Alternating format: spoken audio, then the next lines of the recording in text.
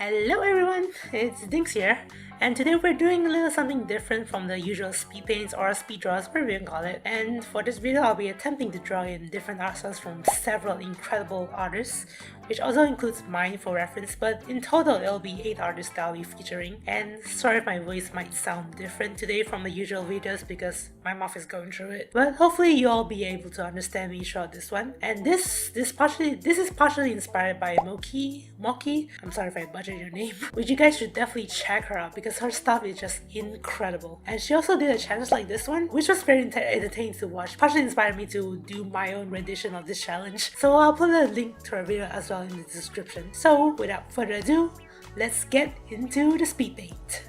So for the first one, I'll start off with mine, which is to just take reference as to, I guess, how different the art approach might be from mine from the other artists, which it obviously will be. And I'm not sure how to explain my style of art, but from people, I can say that it's very colorful, it's very comic booky inspired, if you know what I mean. And I said this before, but I do feel like the moment I started to actually find my style, like my true art style, was when Across Spider-Verse released, which impacted a whole lot of artists, including myself. And seeing that movie and how artistically made, if that's the word, and how diverse the art styles were, was just an incredible experience. Because for a while I was stuck in a specific way of doing art and was kind of scared to branch out, but Spider-Verse really just broke me out of it and let me go my way and just have fun. If you haven't been noticing a lot, is that I usually keep my sketch layer within the piece, which is like overlaying that sketch layer within that set character, if you know what I mean. And I mostly, if not all the time, let it stay there throughout the art process. I think it brings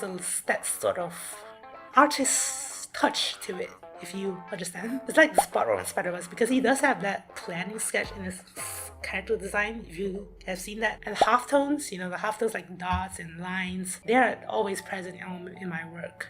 And it looks nice when I do the lighting phase on characters or random things. Backgrounds are also where I use them a lot. The texture also depends on how I feel about the character or the thing I'm drawing in general. Like it can be, as I said before, like circle dots or like the slanted lines. But usually I use the dots more often. And I think a friend called me out of this before, but I also do love drawing like little effects after everything's done, like those sparkles, like stars, you know, like the I'm not sure what kind, but it's like little sketchy effects. You might know what I mean. And for a while they were very exaggerated, like my whole art. I just put an everywhere in my characters. But over time I learned to like just draw them what is necessary. When I really wanted to, I just tell myself to just not let it take over too much of the art. Let it just be like an addition to it. So now we're diving into the challenge.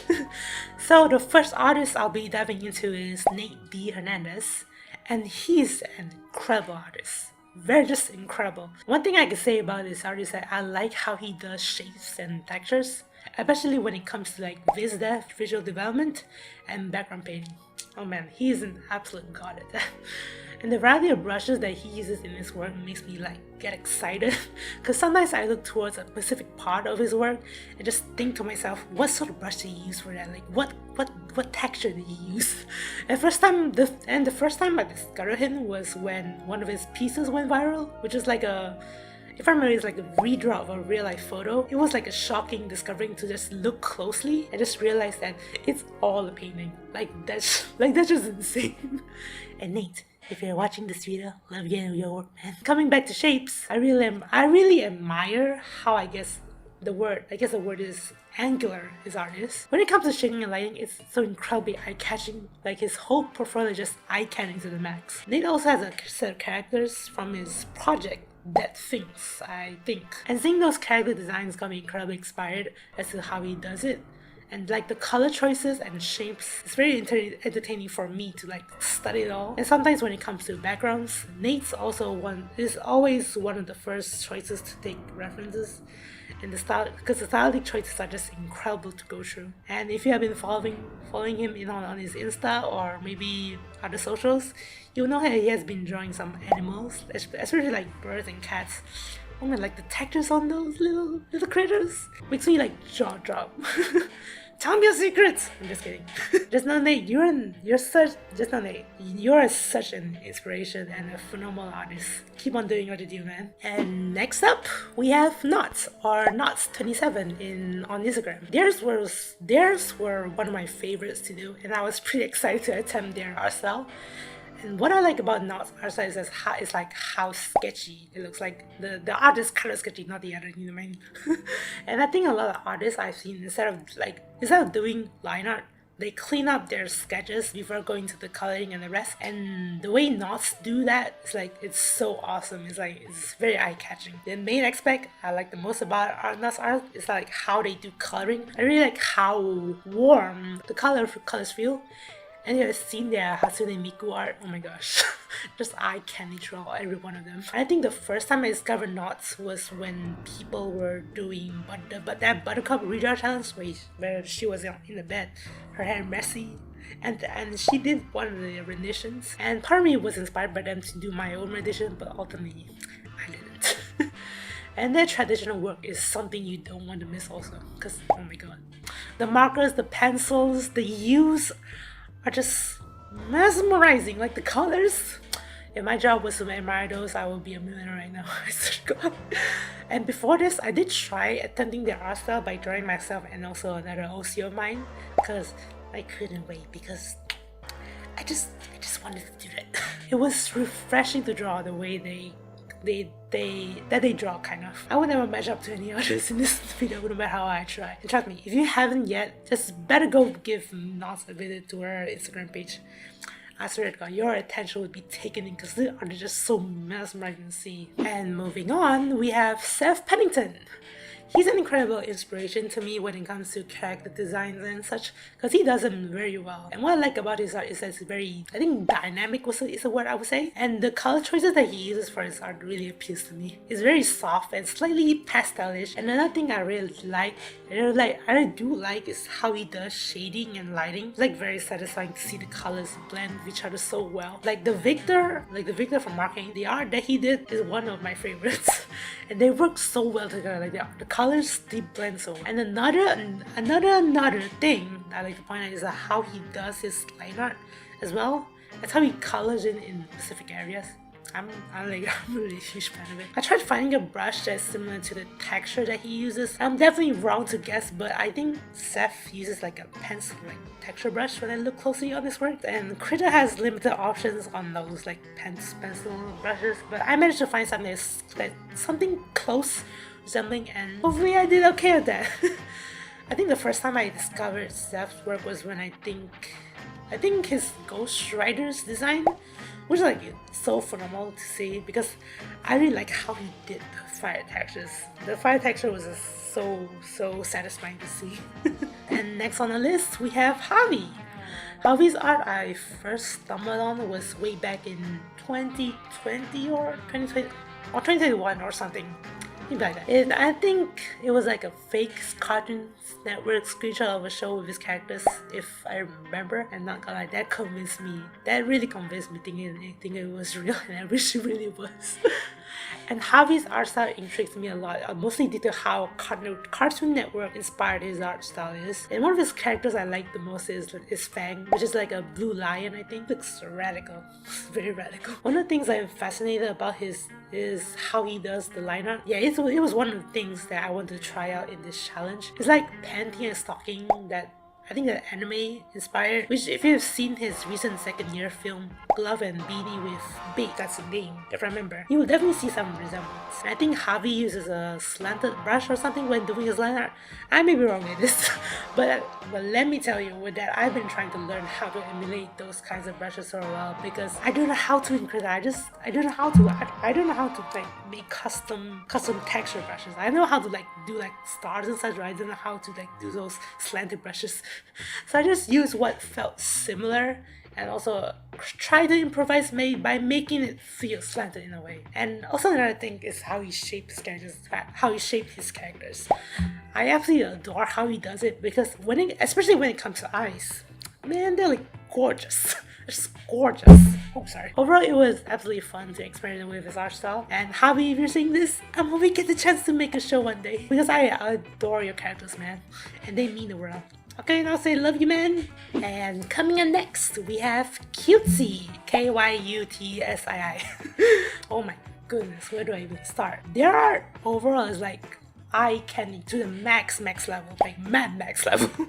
Like it's a whole color bomb to your eyes the moment you lay your eyes on them. Like with that being said, Cutesy's way of coloring is just so mesmerizing. Like I did my best on emulating their way of coloring, but I'm definitely still not there. I need to learn. I need to learn more.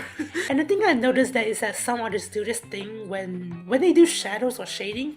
It's like there's a stroke or just a line dividing the parts with where the shadows and the original part, like the shadows and the parts without them, where they meet. They have like a line to it, and I think and that right there was one of the things I decided to experiment on, because I feel like it's a unique way of shading, and it really does make the colors pop up slightly more, and it's like pretty satisfying. And another thing is that I really like the use of the circle dot halftones they have within their art, and as a halftonee myself, I approve.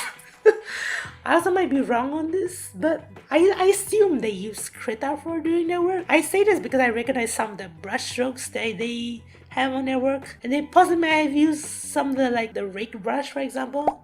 You can see in some areas where they used it, and I also wanted to include that aspect for this challenge. And then the first time I saw their work was when I think they're done, Ferran.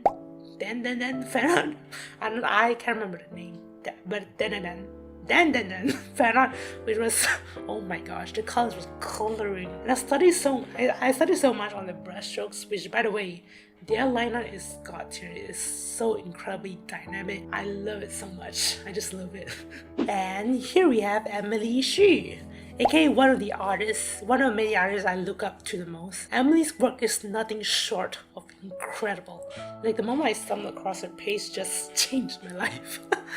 Actually, the first time I discovered her work was through YouTube. I was a big fan of animatics, and she made several of them. Like one of them I really enjoyed was when she did a Waiting in the Wings from the Tangled series, which I think Cassandra was the character that sung that song, and she made that animatic with her characters, and it was a huge inspiration for me to learn how animatics work. Seeing character movements and the environment sketches, oh man, I wish I could go back to the first time I saw it. And when I saw she had an Instagram, I instantly just clicked into it and just being mesmerized the moment I just step in. She does coloring so well in her pieces, which I'm gonna show a few examples. I truly like how painterly it feels. It's like those oil paintings you see in art exhibits, because everything she does is so worthy of that kind of recognition, you know, if you know what I mean. And coloring was definitely one of the things I wanted to try out for her section in this challenge. And I tried my best to find a brush that kind of matched up to what she might have used, which is like a texture brush I use, kind of like a texture brush. And Emily's one was definitely just one of my favorites. Just one of my favorites to do. And I really want to experiment in this style more in like an art piece fully linked into that art style. And I also recommend checking out her, I think, student film, Under this Luminous Sky. Just great animation, great colors, great music, just great all the way through. And also the comic, I think Catechism, if that's how you say it, which he does the incredible illustrations in. Like, just go check Emily out. She's just amazing to see. On the next one, we have Fufa. I was really excited to try out his art style. I think it's such a unique one. What is fascinating about Fufa's art is like the overall composition of it. It's like it has this like child storybook feel to it, if you know what I'm referring to. And the way he does it is like it's so satisfying to see. And I really like the paper-like texture on his work, and that was like one of the main focuses for this challenge, specifically for his section. And I really like how he chooses colors in his pieces. They're like a very warm feel to it as well. And I also want to keep the sketchiness feel of his work in mind when you're making this, aka using like a pencil-like texture brush to accomplish that feel. As you may also notice, I went with a different approach with my character to a more cartoony feel to it. Just changing up the character design for a bit for Fufu's section, kind of reflecting Fufu's cartooning aesthetic. For the paper texturing, first I did some quote-unquote scratch marks on some bright areas because it was something I noticed when looking through some of these pieces. And after that, I went on to search for textures that is similar to what he uses. It's not the same sort of effect, unfortunately, but it was close enough to match the vibe. I've been a fan of his work for a while because of how amazing the direction he takes for his work. And it's definitely something I want to study more because again, the colors. Just awesome to look at. And last but not least on this challenge, we have Borani. I'm sorry for butchering your name. Oh man, for them I don't know where to start because they're just amazing. Borani's art is someone I've been following for a while, like back in 2020 when I discovered their Deadpool and Spider-Man Spideypool. You know that ship. That Spideypool art. And it caught my attention immediately. And one of the aspects I really like about it is how bubbly and fun the art style is. I don't know how to say, but every time I just see their art, it makes me just so happy. So happy to see it. And colors, once again, are just what I'm sort of focusing on just because their coloring is truly remarkable, alongside the shading too. Very soft, and it gets the job done so well, like so well. And another thing is like the highlights. When Borani does them, I love the colors. I really love the colors that they pick. Like for red, like for the red colors, the highlights would be like a light orange or yellow, or for blue. Like for example, for blue, it can be a bit of green or cyan, you know, whatever matches, you know, whatever blends well together. That color too goes hard. For the liner, I think they keep the sketch and clean it up a little bit for some of their pieces, and it's what I did as well. And I really like how they colored in the inside part of the liner as well. And also added some effects like the rainbow and stars, and voila, it's done. Borani's style, it's such a fun art style to try out. And that's all 8 artists' art styles done. I'm super proud of how the results turned out, and hopefully I didn't attempt at mimicking their art styles, maybe. It's something I've been wanting to try out for a while, and I'm glad to have done it just now. I'll also be linking the artists I've chosen in this video, of course, down in the description, of course. Absolutely go give them a follow and check out their work. Like, just go check out. This art will also be on my Instagram and Blue Sky if you want to see the full thing. And I guess that's all I had to say for this video. So catch you on the next one.